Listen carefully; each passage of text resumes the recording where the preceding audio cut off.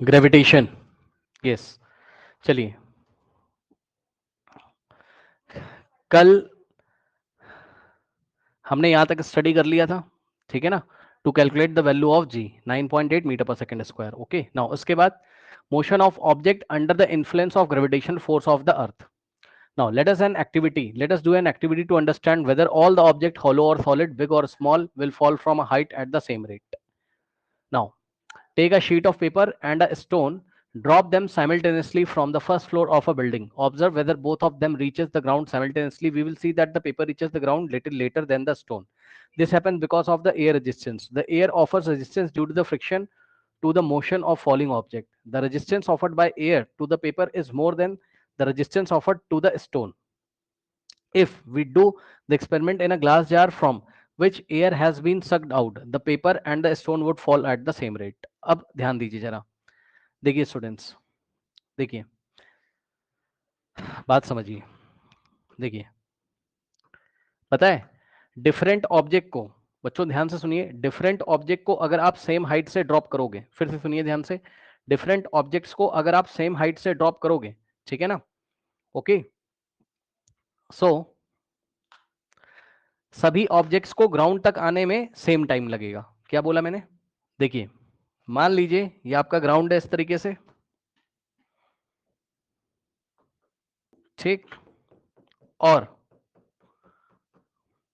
ये देखिए h height से आपने एक बॉल को ड्रॉप किया और h हाइट से आपने एक पेपर के पीस को ड्रॉप किया, ये इस तरीके से, ठीक है। अब ध्यान से सुनिए, दोनों सेम टाइम पे गिरेंगे या अलग अलग? तो अभी आपको क्या लग रहा होगा, अभी आपको क्या लग रहा होगा, अभी आपको लग रहा होगा दोनों अलग अलग टाइम पे गिरेंगे, यानी कि आपको लग रहा होगा कि बॉल पहले गिर जाएगी, पेपर थोड़ी देर के बाद में गिरेगा, है ना। हाँ, ऐसा होता भी है, लेकिन रियलिटी में ऐसा नहीं होता है। इसका रीजन सुनिए, सभी बच्चे ध्यान से सुने। देखिए, यहां पर एयर के मॉलिक्यूल्स होते हैं, ये इस तरीके से, ठीक। तो ये एयर के मॉलिक्यूल्स होते हैं जो आपको आंखों से नहीं दिखाई पड़ते हैं, ठीक है ना। अब जब ये पेपर गिरेगा इस तरीके से नीचे, ये पेपर है आपका, ठीक, और ये बॉल है, तो पेपर और बॉल में ज्यादा सरफेस एरिया किसका है, जो कि मॉलिक्यूल्स के कांटेक्ट में आएगा? खुद सोचिए बच्चों, यहां से जब पेपर इस तरीके से फॉल करेगा ये, ठीक, तो ज्यादा सरफेस एरिया के कांटेक्ट में पेपर मतलब ज्यादा मॉलिक्यूल्स किसके सरफेस एरिया के कांटेक्ट में आएंगे? पेपर का एक्सपोज एरिया ज्यादा है, अगर आप ध्यान से जरा चेक करो, है ना। तो पेपर को एयर रेजिस्टेंस ज्यादा मिलेगा, पेपर को रोकने वाले एयर मॉलिक्यूल्स, मतलब पेपर को रोकने के लिए एयर रेजिस्टेंस पेपर ज्यादा महसूस करो, क्योंकि एयर का, क्योंकि पेपर का जो एक्सपोज सरफेस एरिया वो ज्यादा है, ये वाला, ठीक, ओके। नाउ, और बॉल का एक्सपोज सरफेस एरिया थोड़ा सा कम है, तो बॉल को लेस रेजिस्टेंस मिलेगा, बॉल को लेस एयर रेजिस्टेंस मिलेगा,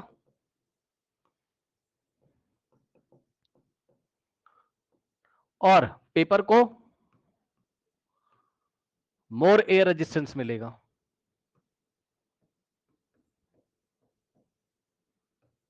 ठीक, ओके। अब सुनिए, तो जिसको ज्यादा एयर रेजिस्टेंस मिलेगा वो थोड़ा देर में गिरेगा, यानी कि ये पहले पहुंच जाएगा और पेपर बाद में गिरेगा, दोनों को सेम हाइट से, एच हाइट से ड्रॉप किया, ठीक है, तो पेपर थोड़ी देर के बाद, क्योंकि पेपर को एयर रेजिस्टेंस मिलता है। लेकिन अगर यही प्रैक्टिकल वैक्यूम में किया जाए, मान लो यहां वैक्यूम है, अब यही प्रैक्टिकल कहां किया? वैक्यूम में। वैक्यूम का मतलब no air resistance, vacuum means no air resistance. Vacuum कैसे क्रिएट करोगे? एक ग्लास का जार ले लीजिए, ये इस तरीके से, ये ग्लास का जार है, ठीक, और इसमें से एयर सक कर ली, वैक्यूम पंप लगा के सारी एयर बाहर निकाल ली, all the air sucked by vacuum pump. एक पंप लगाकर सारी की सारी एयर हमने इसमें से बाहर निकाल ली, ठीक है ना, सारी की सारी एयर इसमें से हमने बाहर निकाल ली, ठीक, ओके, करेक्ट। नाउ अब ध्यान से चेक करिए, देखिए जब सारी की सारी एयर आपने बाहर निकाल ली, कोई भी एयर मॉलिक्यूल नहीं है यहां पर। अब अगर हम बॉल को और पेपर को सेम हाइट से ड्रॉप करें, ये बॉल है और ये आपका पेपर है, ठीक, दोनों को हमने सेम हाइट से ड्रॉप किया यहां से इस तरीके से, तो अब दोनों ना सेम टाइम पे गिरेंगे क्योंकि एयर रेजिस्टेंस है नहीं, तो दोनों को रोकने वाला कोई है नहीं, दोनों सेम टाइम पे ही नीचे गिरेंगे। सुन लीजिए ध्यान से, मास पे डिपेंड नहीं करता है कि कौन पहले गिरेगा कौन बाद में, याद रखिएगा मास पे ये डिपेंड नहीं करता है भाई, किसी का मास कम है किसी का मास ज्यादा है, इस पे डिपेंड नहीं करता है कौन पहले गिरेगा कौन बाद में, चाहे किसी का मास कम हो चाहे ज्यादा, दोनों एक ही टाइम पे ग्राउंड पे गिरेंगे। ये देखिए बच्चों, इसका मास कम है, ठीक, ये देखिए दो ऑब्जेक्ट है मेरे पास, ये इसका मास कम है और उसका मास ज्यादा है, ठीक, दोनों को हमने क्या किया, एक हाइट से छोड़ रहे हैं, ओके 1 2 3 स्टार्ट, दोनों सेम टाइम पे ग्राउंड पे गिरेगा। एयर रेजिस्टेंस को नेग्लेक्ट मानिए, एयर रेजिस्टेंस नहीं है, ओके। अब ध्यान दीजिए स्टूडेंट्स, ये बॉल गिरेगी एच हाइट और पेपर गिरेगा एच हाइट, ठीक है ना, तो एयर अगर नहीं है तो दोनों सेम टाइम पे पहुंचेंगे, दोनों सेम टाइम पे पहुंचेंगे, इस बात का ध्यान रखिएगा, ठीक। तो एयर रेजिस्टेंस को नेग्लेक्ट अगर हम कर दें तो वैक्यूम में दो ऑब्जेक्ट सेम हाइट से अगर ड्रॉप किए जाते हैं तो उनको गिरने में टाइम सेम लगता है। अभी ये चीज हम मैथमेटिकली प्रूफ करेंगे थोड़ी देर में, अभी हम क्या करेंगे, इसको मैथमेटिकली प्रूफ करेंगे, अभी रुक जाइए, अभी इसका मैथमेटिकल प्रूफ अभी हम आपको देंगे। चलो मैं आपसे सवाल पूछता हूं, देखते हैं आप क्या जवाब दोगे। ये देखिए, ये मेरे पास एक सेल है, थोड़ा भारी है, और ये मेरे पास एक वैक्स कलर है, बच्चों का जो आता है ना, वैक्स मोम कलर जो होता है, वैक्स कलर जिसको बोलते हैं, क्रेयॉन्स जो भी है, ठीक। अब मुझे ये बताओ कि अगर मैंने इसको सेम हाइट से ड्रॉप किया तो जो भारी है वो पहले गिरेगा या जो हल्का है वो पहले गिरेगा, या दोनों सेम टाइम पे गिरेंगे, बताइए। ग्राउंड पे दोनों सेम टाइम पे आएंगे, या पहले जो भारी वो आएगा या पहले जो हल्का है वो आएगा, बताइए। सेम टाइम पे गिरेंगे, बिल्कुल सही। एयर रेजिस्टेंस को नेग्लेक्ट मान रहे हैं, वैक्यूम में दोनों को गिरा रहे हैं, मान लो वैक्यूम है यहाँ पर, ये ऐसा गिराया, दोनों सेम टाइम पे गिरेंगे। हल्के भारी से मतलब नहीं होता है, किसी का मास कम है किसी का मास ज्यादा है, इससे मतलब नहीं होता है, ठीक, ओके। नाउ अब ये बात हो गई, अब ध्यान दो बच्चों, देखिए जब भी कोई ऑब्जेक्ट फ्री फॉल होगा, ठीक, यहाँ पे इक्वेशंस देखिए क्या क्या यूज करोगे आप, देखिए कह रहा we know that an object experience we know that an object experiences acceleration during free fall. From equation 9.1, this acceleration experienced by an object is independent of its mass. This means that all the object, hollow or solid, big or small, should fall at the same rate. According to a story, Galileo dropped different object from the top of the leaning tower of Pisa in Italy to prove the same. अब सुनो ध्यान से जरा, देखो आपने कल किसी object को ऐसा फ्री फॉल किया था तो उसके ऊपर एक फिक्स एक्सक्लेशन लगता है, जिसको आप क्या बोलते हैं, एक्सक्लेशन ड्यू टू ग्रेविटी। सुन लीजिए ध्यान से, ये देखिए ये ऑब्जेक्ट ऐसा नीचे जा रहा है और ये ऐसे, तो दोनों के ऊपर एक्सक्लेशन कितना लग रहा है, स्मॉल जी। सुन लीजिए ध्यान से, ये बॉल भी कितना एक्सक्लेशन एक्सपीरियंस करेगी, जी, और ये पेपर भी कितना एक्सक्लेशन एक्सपीरियंस करेगा, जी। और जी की वैल्यू कल बताई थी, याद है, जी इन दोनों ऑब्जेक्ट के मास पे डिपेंड नहीं करता है, चेक कर लो, अपनी बुक उठा के देख लीजिए, जी का फॉर्मूला क्या था, यहां पर देखिए इक्वेशन 9.9 में जी का फॉर्मूला क्या था, स्मॉल जी का, capital G M upon are square, याद है, ठीक, capital G M upon are square. तो ध्यान से चेक करिए, ये देखिए एक्सक्लेशन ड्यू टू ग्रेविटी का फॉर्मूला क्या होता है बताइए, capital G M upon are square, सही है, ओके, ये आप देख रहे हो, ठीक, small g is equal to capital G M upon are square. अब देखिए यहां पर एम क्या था, मास of the earth, mass of the अर्थ, ठीक, आर क्या है, रेडियस ऑफ द अर्थ, ठीक, और स्मॉल जी क्या है, acceleration due to gravity, small g क्या है, acceleration due to gravity, correct. अब बताइए एक्सलेशन ड्यू टू ग्रेविटी क्या मास ऑफ द ऑब्जेक्ट पे डिपेंड कर रहा है, नहीं, क्योंकि एक्सलेशन ड्यू टू ग्रेविटी में के फॉर्मूले में कहीं पर मास ऑफ द ऑब्जेक्ट नहीं आ रहा है ना, मास ऑफ द ऑब्जेक्ट नहीं आ रहा, मास ऑफ द अर्थ आ रहा है, और मास ऑफ द अर्थ तो फिक्स है, तो जी भी फिक्स रहेगा, यानी कि जी हर एक ऑब्जेक्ट के लिए सेम रहेगा, g is same for this and this, so for both g is same, for both g is same. ठीक, चलो अब मैं आपसे क्वेश्चन करता हूं, देखते हैं आप क्या जवाब दोगे। बच्चों क्वेश्चन का जवाब दीजिए। मान लीजिए एक हॉलो बॉल है, हॉलो मतलब खोखला। हॉलो बॉल समझते हो, अंदर से जो खोखला होता है, ठीक, जैसे प्लास्टिक की जो बॉल होती है, और एक आयरन की सॉलिड बॉल होती है जिसमें पूरा आयरन भरा रहता है। ये ग्राउंड है इस तरीके से। ये देखिए, ये बॉल है हॉलो और ये है आपकी सॉलिड। मान लो ये प्लास्टिक की सॉलिड बॉल है या रबर की सॉलिड बॉल है, ये पूरा इसमें ऐसे मटेरियल भरा हुआ है अंदर। अब आपको दो बातें बतानी है, दोनों सेम टाइम में गिरेंगे, यस सर। अगर दोनों को सेम हाइट से, कंडीशन है अगर दोनों को सेम हाइट से ड्रॉप किया गया है तो दोनों सेम टाइम पे नीचे गिरेंगे। ठीक, एच हाइट से इसको, एच हाइट से इसको, तो इसको यहां से आना, यहां तक आने में जितना टाइम लगेगा, मान लो टी सेकेंड, इसको यहां से यहां तक गिरने में टी सेकेंड लगेगा, तो इसको भी यहां से यहां तक गिरने में टी सेकेंड लगेगा। दोनों का टाइम सेम लगेगा, नंबर वन। नंबर टू, दोनों के ऊपर acceleration due to gravity same होगा। ठीक, ये भी कितना एस्केलेशन महसूस करेगा, जी, और ये भी कितना एस्केलेशन महसूस करेगा, जी। जी की वैल्यू कितनी होती है, 9.8 मीटर पर सेकेंड स्क्वायर, सही है। ये भी 9.8 मीटर पर सेकेंड स्क्वायर, यानी कि हल्की बॉल हो, भारी हो, खोखली हो, सॉलिड हो, हॉलो हो, सॉलिड हो, कैसी भी हो, सबको acceleration due to gravity same मिलेगा। बात समझ में आई कि नहीं आई, बताइए। ठीक, यानी कि 9.8 मीटर पर सेकंड के रेट से ये भी अपनी वेलोसिटी बढ़ा रहा होगा, और 9.8 मीटर पर सेकंड के रेट से ये भी अपनी वेलोसिटी बढ़ा रहा होगा। ठीक, बहुत बढ़िया। अब देखिए स्टूडेंट्स, यही बात आपकी बुक में लिखी हुई है। ठीक, तो आपसे एग्जाम में पूछेगा, सुन लो ध्यान से, आपसे एग्जाम में पूछेगा कि आपके पास हल्का मास, मतलब आपके पास एक स्मॉल मास है, एक बिग मास है, हॉलो बॉल है, सॉलिड बॉल है, सबके ऊपर जी सेम क्यों लगता है, वाई? तो ये फॉर्मूला लिख के आओगे, because it is independent of the mass of the body. Small g is independent of the mass of the body. क्या? Small g is the independent of the mass of the body. G is equals to capital G M upon are square. ठीक, so small g is independent of the,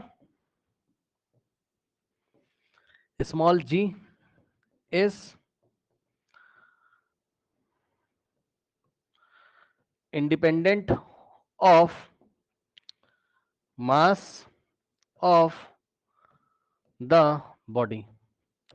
ठीक, small g is independent of the mass of the body. ठीक, okay, small g mass of the body पे depend नहीं करता है, correct. बात समझ में आई? तो ये, तो बॉडी का मास कुछ भी हो, ठीक है, स्मॉल जी आपका सेम रहेगा। नाउ अब ध्यान दें स्टूडेंट्स, यहां पर आइए फटाफट, देखिए, अ जी इज कांस्टेंट। ये देखो एक कहानी बताई गई छोटी सी कि गैलीलियो, गैलीलियो ने क्या किया था, जो लीनिंग टावर ऑफ पीजा है ना, इटली में जो है, वहां से बहुत सारे ऑब्जेक्ट्स को नीचे गिराया था, और हल्का भारी, मतलब डिफरेंट मास के ऑब्जेक्ट को, इसका नाम आपने सुना होगा ना, लीनिंग टावर ऑफ पीजा, है ना, इटली में है। तो इस लीनिंग टावर ऑफ पीजा से, अकॉर्डिंग टू अ स्टोरी, कहानी ऐसी कि गैलीलियो ने इस टावर से डिफरेंट टाइप के ऑब्जेक्ट्स को, कम मास वाले, ज्यादा मास वाले, सबको गिरा के देखा था, वो सेम टाइम पे ही नीचे पहुंचती थी। ठीक, तो बस ये कहानी था। अब देखिए, as g is a constant near the earth, all the equation for the uniformly accelerated motion of an object becomes valid with escalation a replaced by g, v is equals to u plus at, s is equals to ut plus half at square, v square is equals to u square plus 2s, where u and v are the initial and the final velocity, s is the distance covered in time t. In applying these equation, we will escalation a to be positive when it is in the direction of the velocity, that is in the direction of the motion. The escalation a will be taken as negative when it is opposite to the direction of the motion। okay, now अब देखिए जरा ध्यान से, आपने three equations of motion पढ़ के रखी हैं, कौन कौन सी, जो आपने मोशन वाले चैप्टर में पढ़ा था। मोशन वाले चैप्टर में आपने क्या पढ़ा था, बताइए। First equation of motion v is equals to u plus a t, याद है। सेकंड इक्वेशन ऑफ मोशन क्या था, s is equals to u t plus half a t square, याद है। और third equation of motion v square is equals to u square plus two a s. बस कुछ नहीं करना है आपको, एस्केलेशन की जगह यहां पर क्या रखना है, एस्केलेशन ड्यू टू ग्रेविटी। बस यहां पे फ्री फॉल हो रहा होगा, या तो फ्री फॉल हो रहा होगा, सुन लो ध्यान से, या तो फ्री फॉल हो रहा होगा ऐसे। ठीक, तो आपको क्या रखना है, ए की जगह प्लस जी, और अगर नीचे से ऊपर जा रहा है तो आपको माइनस जी रखना है। अब फिर से सुन लो ध्यान से, देखो बच्चों, जी की डायरेक्शन हमेशा कहां होती है? डाउनवर्ड। जी की डायरेक्शन हमेशा कहां होती है? एस्केलेशन ड्यू टू ग्रेविटी हमेशा कहां होता है? डाउनवर्ड। ठीक, ओके, समझिएगा जरा। देखिए आपकी बुक में क्या लिखा हुआ है, यहां पे देख लीजिए। देखिए कब प्लस और माइनस यूज करते हैं। ठीक, देखिए when we will take a to be positive when it is in the direction of the velocity। ठीक, अब सुनो ध्यान से, ये एक बॉल है, ठीक, और बॉल ऐसे नीचे आ रही है, बॉल ऐसे नीचे आ रही, सुन लो, एस्केलेशन ड्यू टू ग्रेविटी की वैल्यू हमेशा कहां होती है? डाउनवर्ड। भाई नीचे अर्थ है, तो जो, भाई कोई भी बॉडी किधर कौन सी डायरेक्शन में एस्केलेट होती है? नीचे, तो जी की डायरेक्शन हमेशा नीचे होती है, तो जी ऑलवेज डाउनवर्ड। ठीक है, अब ध्यान सुनो, ये ऑब्जेक्ट अगर नीचे आ रहा है, ये ग्राउंड है, नीचे क्या है? ग्राउंड है, नीचे क्या है? ग्राउंड है, का मतलब अर्थ है। ठीक, अब सुनो, ये वेलोसिटी की डायरेक्शन है, देखो नीचे जा रहा है तो वेलोसिटी की डायरेक्शन भी ऐसा ही है, और जिधर वेलोसिटी की डायरेक्शन है उधर ही जी है। भाई जिधर जा रहा है नीचे उधर ही वेलोसिटी की डायरेक्शन है, और उधर ही जी है, जी हमेशा नीचे रहता है। ठीक, जी हमेशा नीचे रहता है। ठीक, और वेलोसिटी भी दे रही है, तो जी कैसा लेना पड़ेगा? पॉजिटिव, यानी कि जहां जहां ए है आप क्या रखोगे? प्लस जी। तो ये वाले सिचुएशन के लिए क्या होगी इक्वेशंस?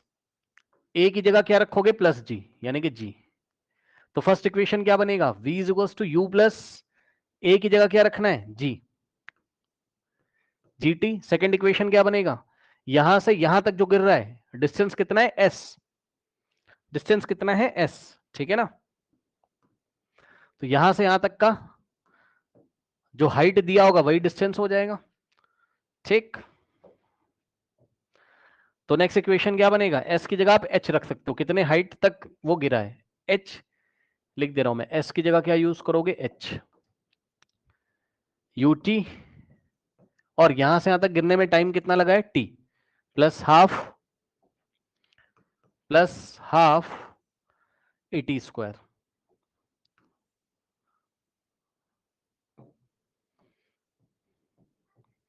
प्लस हाफ ए की जगह g, plus half g t square. ठीक, और थर्ड इक्वेशन ऑफ मोशन क्या बनेगा? V square is equals to u square plus two, two a की जगह जी और एस की जगह एच। ये लीजिए, क्या दिक्कत है? अब यहीं पर अगर ऑब्जेक्ट नीचे से ऊपर फेंका हो आपने, अभी तो ये फ्री फॉल कराया था आपने, फ्री फॉल था ये फ्री फॉल में ये इक्वेशंस लगेंगी, येलो कलर से दिखाया मैंने आपको, फ्री फॉल है ये, मतलब ऊपर से जब नीचे आ रहा होगा ऐसे करके। ठीक है, तो आपके पास ये सारी इक्वेशन वैलिड होंगी, बाकी सवाल करते करते और आएगा आपको। और मान लो नीचे से ऊपर फेंका गया हो, अब देखो नीचे से ऊपर फेंकूंगा अगेंस्ट द ग्रेविटी, तो अगेंस्ट द ग्रेविटी फेंकोगे ऐसे, ये ऐसे, तो ध्यान से चेक करो वेलोसिटी किधर है? ऊपर। देख लो वेलोसिटी किधर है? ऊपर, लेकिन एस्केलेशन ड्यू टू ग्रेविटी तो हमेशा नीचे ही रहता है। ठीक, तो ये ऑब्जेक्ट अगर ऐसे जा रहा है एच हाइट तक, ठीक, ओके, अब ध्यान दीजिएगा जरा, आपने मान लो इनिशियल वेलोसिटी यू से इसको फेंका, तो वेलोसिटी की डायरेक्शन कैसी है? ये ऐसे, लेकिन जी कैसा है? जी तो ऑलवेज डाउनवर्ड। अब बताओ वेलोसिटी जी के जस्ट ऑपोजिट है कि नहीं है? या दूसरे शब्दों में बोलें तो, अब देखिए, ए को पॉजिटिव कब लेना है? जब ए वेलोसिटी की डायरेक्शन में हो, और ए का मतलब वही जी, जी एस्केलेशन, एस्केलेशन को नेगेटिव कब लेना है? जब आपका एस्केलेशन मोशन के ऑपोजिट हो। तो चेक कर लो मोशन किधर हो रहा है, ये वेलोसिटी की डायरेक्शन है जिधर, उधर ही मोशन हो रहा है, मोशन ऐसे हो रहा है और जी ऐसे। भाई आराम से देख लो मोशन कैसे हो रहा है, बताओ, ऐसे, और जी कैसे? ऐसे। यहां पर देखिए मोशन कैसे हो रहा है, नीचे हो रहा है, मोशन भी नीचे हो रहा है, जी भी नीचे, इसलिए जी हमने पॉजिटिव लिया था। इसकी इक्वेशंस क्या बनेंगी बताइए? v is equals to u, बस यहां प्लस की जगह माइनस जी रख देंगे, माइनस जी टी। ठीक, दूसरी इक्वेशन क्या बनेगी? h, मान लो ये h हाइट तक ऊपर जाता है, तो h is equals to u t, और यहां माइनस आ जाएगा, minus half g t square. और थर्ड इक्वेशन ऑफ मोशन क्या बनेगी? v square is equals to u square minus two g h. आया कि नहीं आया बताइए? बहुत सिंपल सी बात है, बहुत सिंपल सी बात है भाई, ये अगर ऐसा नीचे गिर रहा है तो जी भी नीचे और मोशन भी नीचे, यानी कि एस्केलेशन की डायरेक्शन मोशन की डायरेक्शन में, इसलिए हर एक जगह प्लस जी प्लस जी प्लस जी। और जब ऊपर फेंकोगे तो मोशन ऐसा है और एस्केलेशन ड्यू टू ग्रेविटी ऐसा है। एस्केलेशन ड्यू टू ग्रेविटी हमेशा डाउनवर्ड, ठीक। तो मोशन ऐसा और एस्केलेशन ड्यू टू ग्रेविटी ऐसा, तो दोनों ऑपोजिट है, इसलिए जी हमने कैसा लिया, माइनस में, ठीक। इस बात का आपको ध्यान रखना है। तो ये सारी इक्वेशंस हो गई। अब आइए हम आगे बढ़ते हैं बच्चों, ठीक है। देखिए अब आइए क्वेश्चन करते हैं, आइए क्वेश्चन कर लेते हैं फटाफट, ठीक। अच्छा, क्वेश्चन करने से पहले मैंने कहा था अभी प्रूफ कर दूंगा मैं कि ऑब्जेक्ट का मास कुछ भी हो, ठीक, वो सेम टाइम में गिरेंगे, तो पहले इसको प्रूफ कर लो। ये देखो बच्चों, ऑब्जेक्ट का मास कुछ भी हो वो सेम टाइम पे ही ग्राउंड पे गिरेगा अगर सेम हाइट से ड्रॉप किया गया है। ये देखिए, ये ग्राउंड है, ठीक है, और दो अलग अलग मासेस की बॉडी हमने ली हुई है। ये एक बॉडी बच्चों, और एक ये बड़ी बॉडी है, मान लो बड़ी बॉडी का मतलब है मास ज्यादा है, ठीक है, लेकिन दोनों को सेम हाइट से ड्रॉप किया गया है, एच हाइट से। तो ये हाइट एच से ड्रॉप किया गया है, ठीक। अब सुनिए, देखो ये भी फ्री फॉल है, ये भी फ्री फॉल का केस से आपको मैं बता दे रहा हूं, है ना। अगर फ्री फॉल है तो बताइए इनिशियल वेलोसिटी कितनी लोगे, 0, ठीक। भाई ये ऑब्जेक्ट हमने लिया और फ्री फॉल है, तो इनिशियल वेलोसिटी कितनी हो जाएगी, 0, ठीक है। तो यू की वैल्यू कितनी हो जाएगी, 0, इसके लिए भी और इसके लिए भी, ठीक। इसको हमने बोला ऑब्जेक्ट नंबर 1 और इसको हमने बोला ऑब्जेक्ट नंबर 2। इसका मास है स्मॉल एम और इसका मास है मान लो कैपिटल एम, ठीक। अब सबसे पहले ऑब्जेक्ट नंबर 1 के लिए लगाइए, फॉर ऑब्जेक्ट नंबर 1, हाँ, यहां से यहां, ठीक। देखिए कितना डिस्टेंस गिरता है ये, h, कितना डिस्टेंस गिरता है ये h, और ये भी कितना डिस्टेंस गिरता है h, ठीक। तो पहले फर्स्ट ऑब्जेक्ट के लिए लगा दो क्या, s is equals to u t plus half g t square. s की जगह क्या रखोगे, h, कितना डिस्टेंस गिर रहा है h, और u की वैल्यू 0 है, तो u की वैल्यू 0 और टाइम मान लिया हमने कितना लग रहा है t। सुन लो ध्यान से, फर्स्ट ऑब्जेक्ट को यहां से यहां गिरने में कितना टाइम लग रहा है, मान लो t seconds,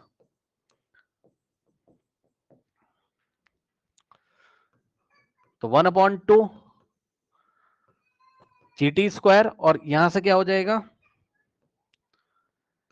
h is equals to g t square by 2, 2 इधर जाएगा, so 2h is equals to g t square, so g जाके इधर डिवाइड लगाएगा, t square is equals to 2h by g, और यहां से t की वैल्यू निकालोगे तो क्या आ जाएगा, इसके ऊपर स्क्वायर हटाओगे स्क्वायर रूट लग जाएगा 2h बाय जी। तो कितना टाइम लगा फर्स्ट ऑब्जेक्ट को नीचे गिरने में, root over 2h by g, ठीक। कितना टाइम लगा, root over 2h by g, correct, okay. Now second object को गिरने में कितना टाइम लगेगा देख लेते हैं। मान लो सेकेंड ऑब्जेक्ट को गिरने में टी डैश सेकेंड लगा, कितना, या t1 सेकेंड लगा, कितना, t1, तो t1 की वैल्यू निकाल लीजिए, कैसे निकालोगे, सेम इक्वेशन लगाओगे सेकेंड वाले के लिए, तो फॉर सेकेंड ऑब्जेक्ट, ठीक, क्या हो जाएगा, s is equals to u t plus half g t square, ठीक। s की जगह h is equals to u की जगह, दूसरे वाले का भी इनिशियल वेलोसिटी कितना है, 0, ये भी रेस्ट से गिर रहा है तो u का वैल्यू 0, और टाइम t की जगह हम कितना रखेंगे, t1, क्योंकि हमने माना है कि यहां से यहां गिरने में t1 टाइम लेता है, सो u की जगह 0 और टाइम की जगह t1, और प्लस 1/2 g और टाइम की जगह t1 का स्क्वायर, ठीक। तो यहां से h इज इक्वल्स टू, ये पूरा तो 0 हो जाएगा, ठीक, और यहां से हो जाएगा हाफ जी t1 का स्क्वायर, 2 इधर चला जाएगा, so 2h is equals to 2 divide में मल्टीप्लाई आ गया इधर, और जी T1 का स्क्वायर, जी मल्टीप्लाई में तो इधर आके डिवाइड करेगा, so 2h by g is equals to T1 का स्क्वायर, यानी कि क्या आ गया यहां से, T1 का square is equals to 2h by g. तो यहां से स्क्वायर हटाओगे, स्क्वायर रूट लगा दोगे, यानी कि T1 is equals to square root of 2h by g. देखा, फिर से टाइम कितना आ गया, square root of 2h by g. देखा, इसका भी टाइम फर्स्ट वाले ऑब्जेक्ट का कितना था, square root of 2h by g, और सेकंड वाले का भी टाइम कितना है, square root of 2h by g. ठीक, तो टाइम मास पे डिपेंड नहीं कर रहा है, चेक कर लो, गिरने का टाइम मास पे डिपेंड नहीं कर रहा है, किस पे डिपेंड कर रहा है, 2 पे, 2 कांस्टेंट है, जी कांस्टेंट है, एच यानी कि हाइट पे डिपेंड कर रहा है बस, और दोनों की हाइट सेम है, सेम हाइट से ड्रॉप किया गया दोनों को, तो दोनों को आने में समय सेम लगेगा। तो ये हमने मैथमेटिकली प्रूफ कर दिया। ठीक, इसके बाद अब हम क्वेश्चन लेते हैं। नाउ देखिए, a car falls off a ledge and drops the ground in 0.5 second. ये यहां से कार गिरती है, ये यहां से यहां गिरेगी कार, है ना, and drops the ground in 0.5 second. जैसे ये कार यहां से यहां गिरेगी, मान लो यहां से यहां तक की जो डिस्टेंस है h है, तो ये कार h डिस्टेंस गिरती है, और टाइम कितना दिया यहां से यहां तक गिरने का, 0.5 सेकेंड। ठीक, जब कार गिरेगी तो फ्री फॉल होगा, u is equal to 0 metre per second, initial velocity 0, और मान लो कार यहां पर कितनी वेलोसिटी से टकराती है, v से, तो what is the speed on the striking the ground, है ना, ग्राउंड पे टकराने की स्पीड निकालनी है आपको। ठीक, तो बस v की वैल्यू निकालनी है, u पता है, a का मतलब एस्केलेशन पता है, बस लगा दो v is equal to u plus 80। तो फर्स्ट इक्वेशन, फर्स्ट वाला पार्ट कैसे होगा, v, मान लो v वेलोसिटी से टकराती है, नीचे गिरेगी तो v वेलोसिटी से टकराती है, तो v इज इक्वल टू क्या लगा दोगे, u प्लस जी टी। ठीक, ऊपर से नीचे आ रहा है तो मोशन भी नीचे और एस्केलेशन ड्यू टू ग्रेविटी भी नीचे, तो g का साइन कैसा होगा, पॉजिटिव। ठीक, v निकालना है, u कितना है, 0 है, और प्लस g का वैल्यू क्वेश्चन में दिया है क्या, 9.10 दिया हुआ है, तो g की जगह हम क्या लेंगे, 10 मीटर पर सेकंड स्क्वायर, और टाइम कितना है, 0.5 सेकंड। तो यहां से ये वाले 0 का मतलब नहीं है, और 10 इंटू 0.5 को क्या लिखोगे, 1/2, 2 1 जा एंड 2 5 जा, तो 5 इंटू 1 5 मीटर पर सेकंड। तो जब कार नीचे गिरेगी तो 5 मीटर पर सेकंड की वेलोसिटी से टकराएगी। फर्स्ट वाले का आंसर क्या है, v is equal to 5 metre per second. ठीक, अब आपकी बुक में दूसरे तरीके से किया गया है, लेकिन हमने इक्वेशन ऑफ मोशन लगा के किया है इसको। ठीक, ओके, आपकी बुक में कैसे किया गया है, एवरेज स्पीड की हेल्प से। ठीक, u प्लस वी बाई 2 से, ओ आई एम वेरी सॉरी, कहां गया, अच्छा इसी तरीके से बुक में भी किया है, 5 मीटर पर सेकंड से टकराएगी। ठीक, what is the average speed during the 0.5 second, है ना, तो what is the average speed during 0.5 second. अब सुनो, यहां से यहां तक जब गिरेगा तो आपको एवरेज स्पीड बतानी है। ठीक, तो एक बार बताऊं आपको, मेरी बात ध्यान सुनिएगा। देखिए, पता है बच्चों, जो आपने फॉर्मूला पढ़ा है ना, कौन सा, speed is equals to distance by time, ये फॉर्मूला आपने पढ़ा हुआ है। तो इसमें ये जो स्पीड होती है, एवरेज स्पीड ही होती है। सुन लिया सबने, ये जो स्पीड होती है इस फॉर्मूले में, speed is equal to distance upon time वाले फॉर्मूले में। ठीक, तो ये एवरेज स्पीड ही होती है। अगर आपको डिस्टेंस निकालना है या आपको एवरेज स्पीड निकालना है तो डिस्टेंस अपॉन टाइम करना पड़ेगा। अब यहां से यहां तक का डिस्टेंस नहीं पता है, टाइम तो पता है 0.5, यहां से यहां तक का अगर आप डिस्टेंस निकाल लो तो बात आपकी बन जाएगी। और यानी कि अभी हमने पार्ट 2 को छोड़ दिया, हम पहले किसको कर लेंगे, पार्ट 3 को। क्यों, क्योंकि पार्ट 3 में यही तो पूछा है, how high is the ledge from the ground, मतलब ये डिस्टेंस ग्राउंड से कितना दूर है ये पूछा है। तो हम h निकाल लेते हैं, वही डिस्टेंस होगा, वही लाके यहां रख देंगे, टाइम रख देंगे, एवरेज स्पीड आ जाएगी। ठीक, तो पार्ट 3 हम पहले कर ले रहे हैं।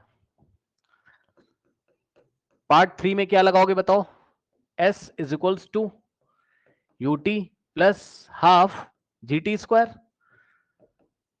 s की जगह h रखेंगे जितना डिस्टेंस चला है, u कितना है 0 इंटू टी और प्लस 1/2 इंटू जी की वैल्यू 10 और इंटू टाइम का स्क्वायर, टाइम कितना है 0.5 सेकेंड, 0.5 का मतलब 1/2।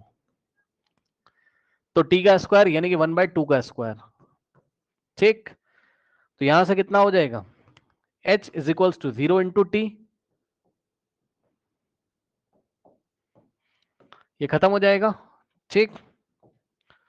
और 2 1 जा 2 5 जा 5 इंटू 1 5 इंटू 1/2 का स्क्वायर यानी कि 1/2 इंटू 1/2, यहां से हो जाएगा h is equals to 5 into 1 into 1 5/2 2 जा 4 1.25, ठीक, मीटर्स।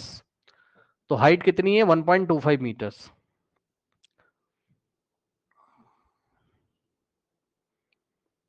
तो height of the ledge from the ground is 1.25 metres, correct.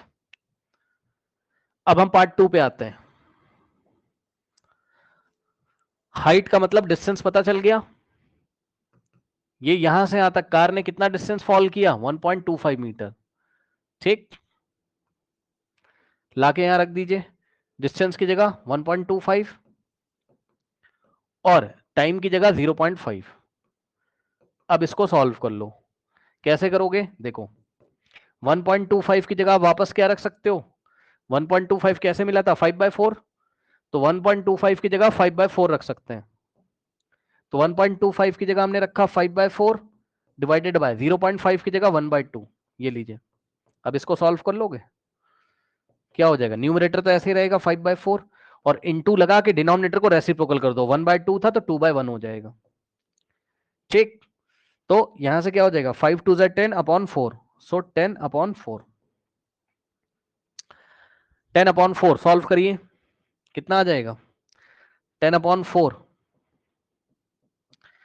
2 2 and 2 5 कितना हो गया 5/2, कितना आ जाएगा 2.5 metre per second.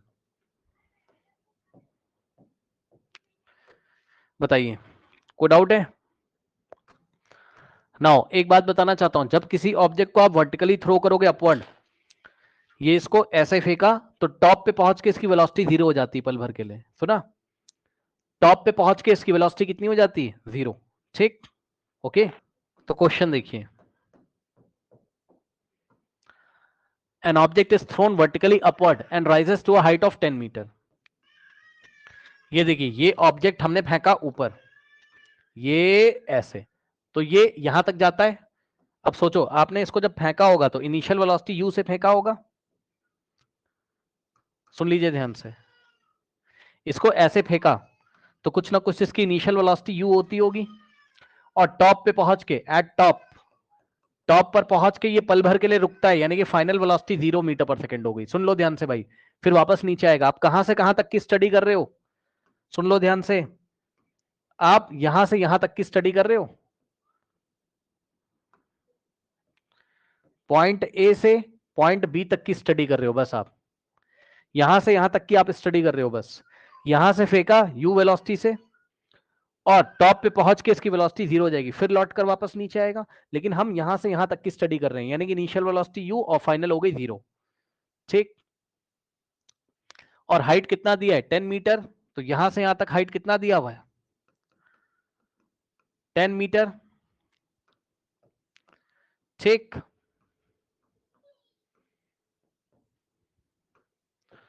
Okay, calculate the velocity with which the object was thrown upward. कितनी velocity से फेंका गया है ये आपको बताना है, यानी कि इनिशियल वेलोसिटी आपको बतानी है। यू वेलोसिटी से फेंका गया था तो वो आपको बताना है, ठीक। कितनी वेलोसिटी से फेंका गया है वो आपको बताना है, ठीक। ओके, नाउ यू बताना है। अब देख लो, लगा दो v is equals to u plus 8 GT। अच्छा इस बार माइनस GT आएगा, क्यों, u माइनस GT लगाएंगे, क्यों। अच्छा इससे भी बात नहीं बनेगी क्योंकि टाइम तो पता नहीं है, टाइम तो पता नहीं है ना, तो u कैसे निकालोगे, टाइम तो पता नहीं, v पता है, g पता है, तो ये नहीं लगेगा, छोड़ दो। फिर क्या है, अभी हम पार्ट 1 सॉल्व कर रहे हैं भाई, देख लीजिएगा जरा। अब क्या लग जाएगा, क्या आप s is equal to u t plus half 80 नहीं लगा सकते हो क्या, वी स्क्वायर थर्ड वाला लग जाएगा, v square is equals to u square plus 2as लगा सकते हो, v की जगह तो v ही आएगा, u की जगह यू स्क्वायर, और सुनो a की जगह माइनस जी रखेंगे तो -2gh आ जाएगा। क्यों, क्योंकि मोशन कहां हो रहा है ऊपर की डायरेक्शन में और g हमेशा नीचे है, ठीक। तो इसलिए माइनस। अब v कितना है, 0, फाइनल वेलोसिटी 0 है, तो v की जगह 0 रखोगे तो 0 का square is equal to u कितना है निकालना है, तो u का स्क्वायर माइनस 2 इंटू जी की वैल्यू कितना देके रखा है क्वेश्चन में, नहीं दिया हुआ है, तो g को 9.8 ले लीजिए, नहीं दिया तो 9.8 ही लेंगे भाई। यस, तो g की जगह क्या लोगे आप, 9.8, नहीं दिया रहेगा तो 9.8 लेंगे। तो g की जगह क्या लिया, 9.8 इंटू एच, यहां से यहां तक h कितना है, 10। ठीक,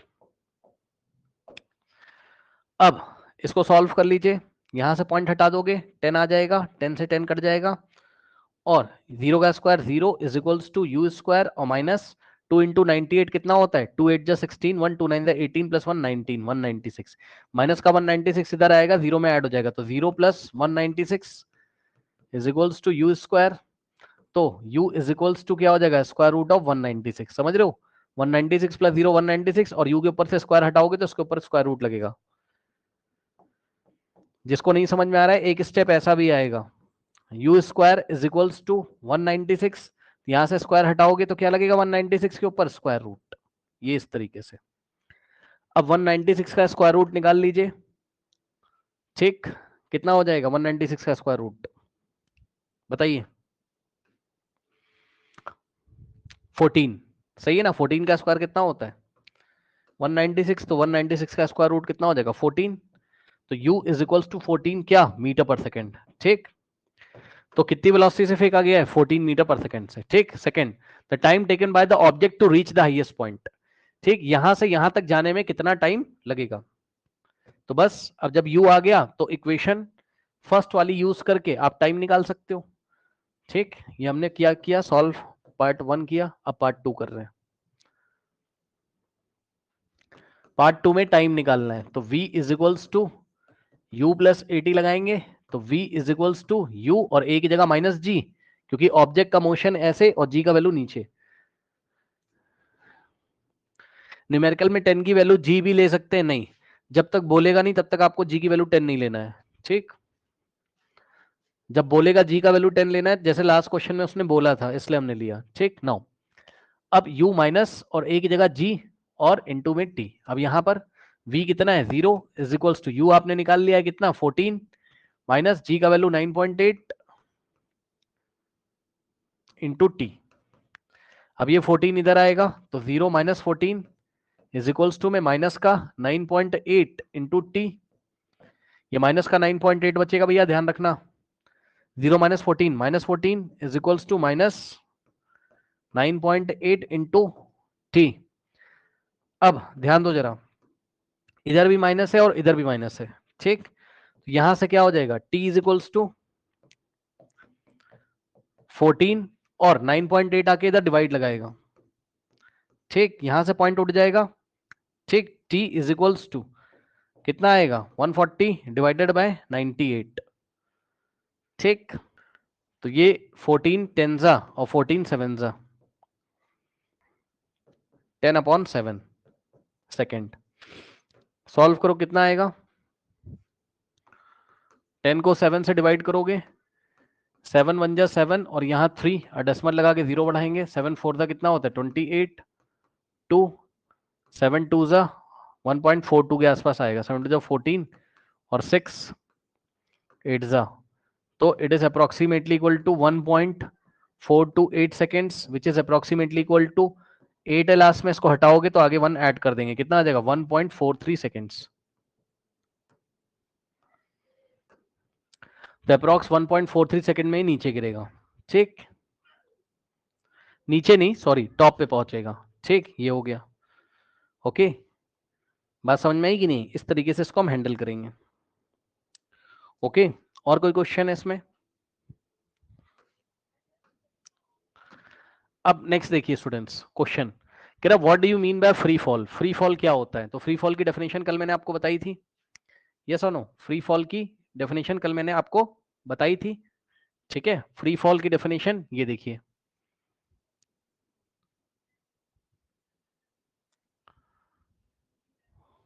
ये देखिए,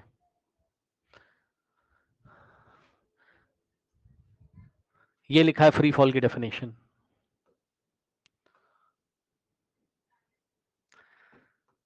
whenever object falls towards the earth under the this force का मतलब under gravitational force alone, under this force का मतलब gravitational force alone, so we say that the object are in free fall। ठीक है, तो हम बोलते हैं ऑब्जेक्ट क्या है, फ्री फॉल में। ठीक, ये ऑब्जेक्ट फ्री फॉल कर रहा है, सही है। अगला सवाल, what do you mean by acceleration due to gravity. Acceleration due to gravity से आप क्या समझते हो, है ना। तो अब देखिए इसमें क्या क्या बातें आप बताओगे, ये मैं आपको बता देता हूं कि लिखना क्या क्या है। एस्केलेशन ड्यू टू ग्रेविटी तो वैसे आप लोग जानते हो कि कोई भी ऑब्जेक्ट अगर फ्री फॉल करेगा, ठीक है, तो उस पर कांस्टेंट एस्केलेशन लगता है, एक फिक्स एस्केलेशन लगता है, जिसको हम क्या बोलते हैं, एस्केलेशन ड्यू टू ग्रेविटी बोलते हैं। ठीक है, उसका फॉर्मूला लिखोगे, कौन कौन सी बातों पे डिपेंड करता है वो लिखोगे। मैं आपको बता देता हूँ क्या क्या लिखना है। ये देखिए ये आंसर लिखा हुआ है यहां पर, देखिए ये, whenever an object falls towards the earth an escalation is involved, this escalation is due to the earth gravitational force, therefore this escalation is called escalation due to gravity, or is due to the gravitational force of the earth, or it is known as escalation due to gravity. It is denoted by g, the unit of g is same as that of the escalation, that is meter per second square। ये बात आप इतनी पूरी लिखोगे पहले तो, ठीक है, escalation due to gravity में पहले तो ये बात पूरी लिखोगे आप। ठीक, देख लो आराम से। ओके, और इतना लिखने के बाद इसकी आप वैल्यू दे दीजिएगा। इतना लिखने के बाद क्या करोगे, आप इसकी वैल्यू बता दीजिएगा। ठीक, ओके, ये निकाल के फिर दिखा दीजिएगा इस तरीके से। डायरेक्ट फॉर्मूला लिख देना, g small g is equal to capital G M upon are square.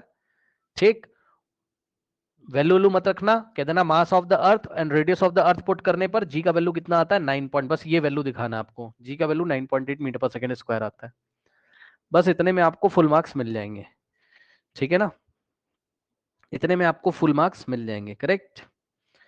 Okay, I think आपको कोई डाउट नहीं होना चाहिए, ठीक है। बस अब कल से हम स्टार्ट करेंगे next topic, that is mass. कल से हम स्टार्ट करेंगे next topic, that is mass. और ग्रुप पे मैं क्या कर रहा हूँ, ग्रेविटेशन की प्लेलिस्ट भी शेयर कर दे रहा हूँ। उससे क्या होगा, उससे आपको एक रिवीजन मिल जाएगा इसका, और कोई बात नहीं है ना। इससे आपको क्या होगा, इसका रिवीजन मिल जाएगा। ये प्लेलिस्ट जो बनाई गई है एनसीईआरटी को देखते ही बनाई गई है, जस्ट 2 क्रॉस पे इसको आप देखना शुरू कर लीजिए, अगर मानो नहीं भी देखोगे तब भी चलेगा, मर्जी आपकी। ठीक, इसी को आप अच्छी तरीके से रिवाइज कर लीजिएगा, बहुत है। और एनसीईआरटी एग्जाम्पलर की मैं शेयर कर दे रहा हूँ, अब आप जा सकते हो।